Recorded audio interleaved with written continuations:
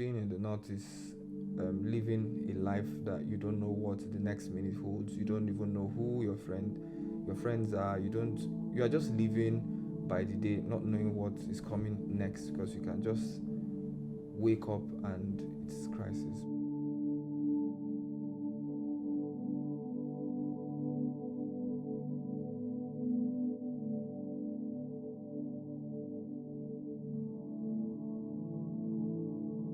Everywhere was dark.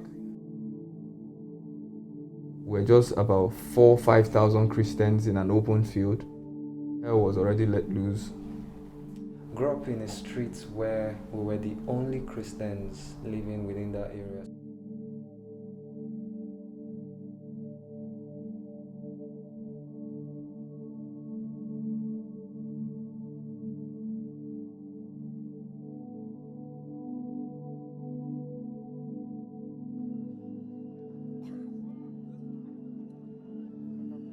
The next thing you could see, flames. Cars that were coming had broken windscreen, saying, go back, hide in the bush.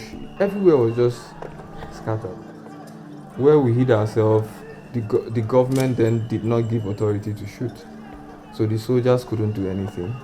They had that authority to calm the riots down at 4 p.m., where disaster had already happened.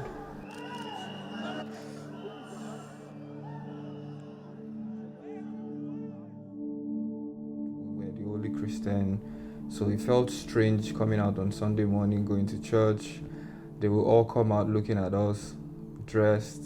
My parents then don't really allow us associate with them because they are kind of like an extremist, if I would use that word, because the more you associate with them, the more they teach you their own religion. So they were very protective of us, and we were not allowed to play with them.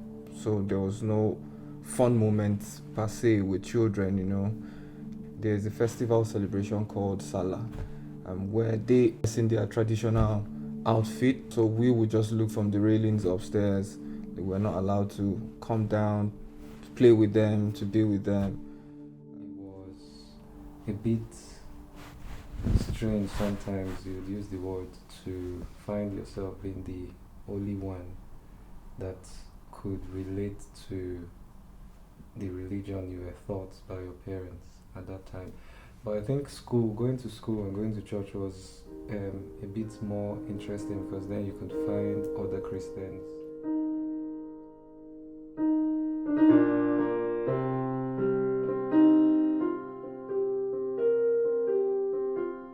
When we got to church, we found ourselves in our kind of community with people that had the same belief systems. I'll say that much of mixing for us, and in terms of time spent or quality of that kind of socializing, was more in church because we had this sense of the fact that we were around our kind, and by that I mean people who believed what we believed in.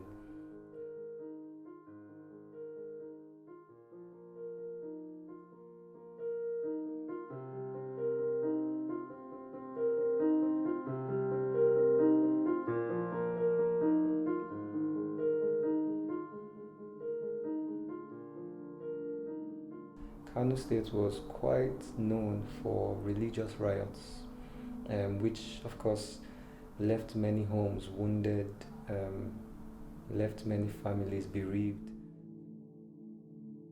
Whenever those riots in the north started, which were more a thing about the Muslims being incited about something to do with the religion and therefore taking it out on non-Muslims, the Christians, like the Ariyo-Ariawhe that they call it in the language.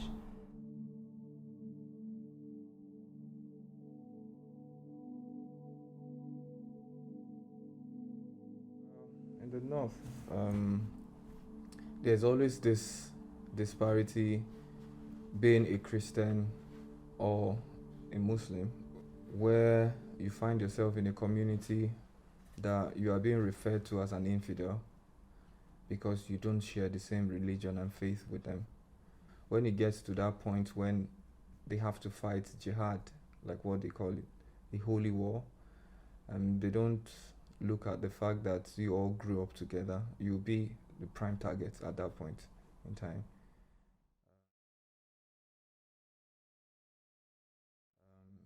In the north, especially the core northern part of it, because Kaduna State is divided into both the southern and the northern side of it. But in Kano, Katsina, those are core northern areas where Christians don't even have a voice.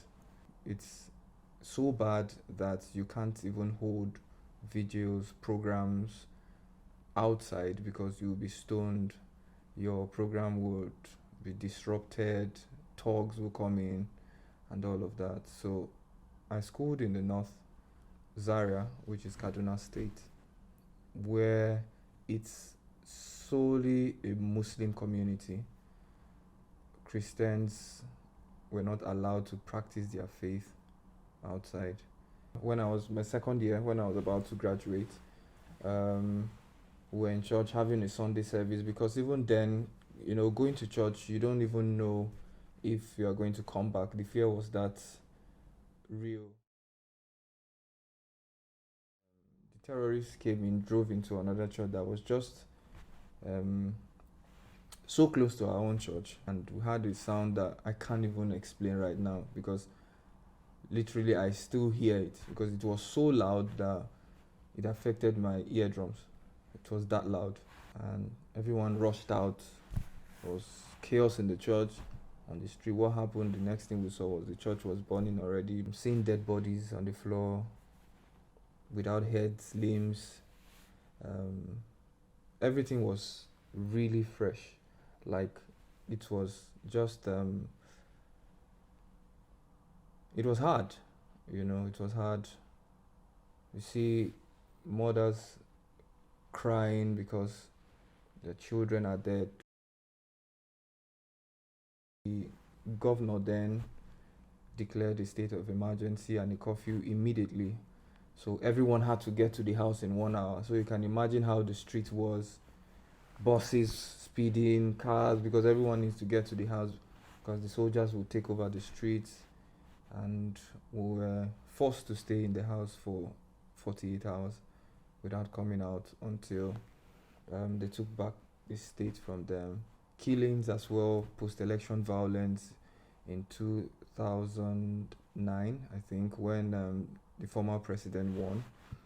Christians again were the prime targets in the north because they believed the Christians had the majority of votes and the Christians were attacked at that time.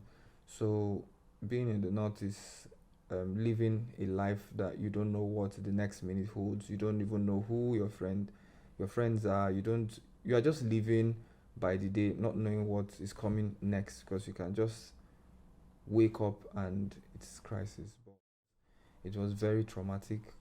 There are nights where I couldn't sleep. There are nights where I just felt like someone is at the door